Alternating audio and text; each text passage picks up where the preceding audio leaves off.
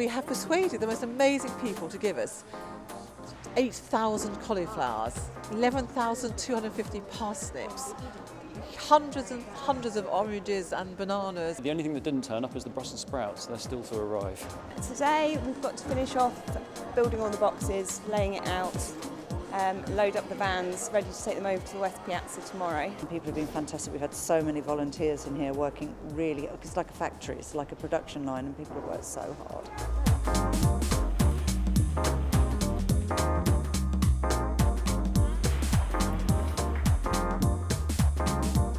We're going to put out a huge template on the ground down there, between the curve here and the curve over there.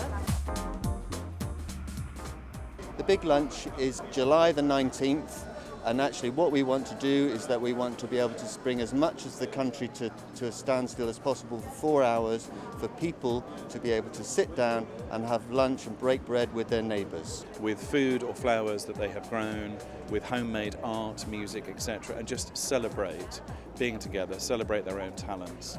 Watching sort of Britain go into kind of strange freefall of gloom and doom, we thought, wouldn't it be great if the sort of values that we know everybody has around their own kitchen table were taken onto the streets, so that we lose our fear of each other. Being a neighbour is much more than just recognising somebody, it's actually knowing that people look out for each other. And it's not for a state occasion, it's not because of a huge sporting event, it is for us, it's for all our sakes.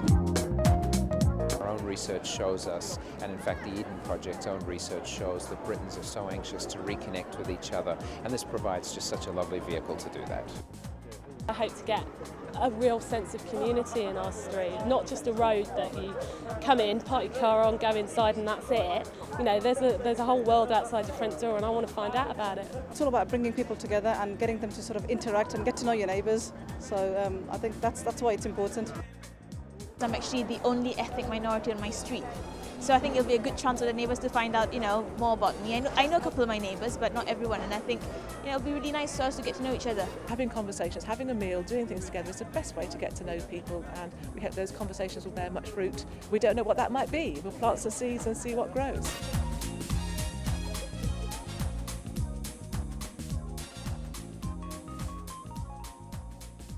Once people grow stuff, they get connected to the earth. They start to make the link. And it sounds like a simple childish thing, which it is, but once people make the link, they suddenly care for the environment a lot better. Food growing and the sense of community is incredibly important in the city, where you get people that are very isolated and you don't know your neighbours in your street, and you literally sometimes don't know who lives next door to you. Because sadly we're now living in a society where there is more isolation than there's ever been before. We've had make poverty history, and this is really about make isolation history.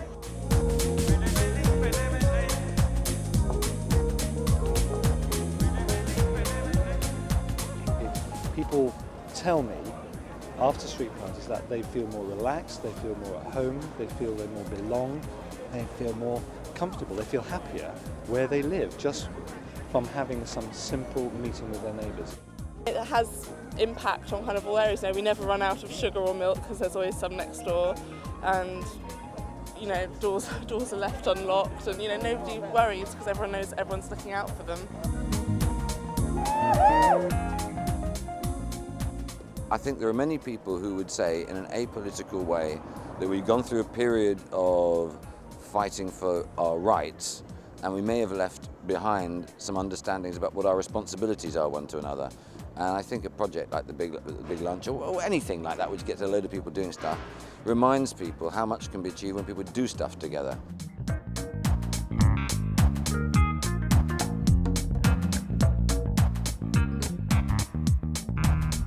Thank you.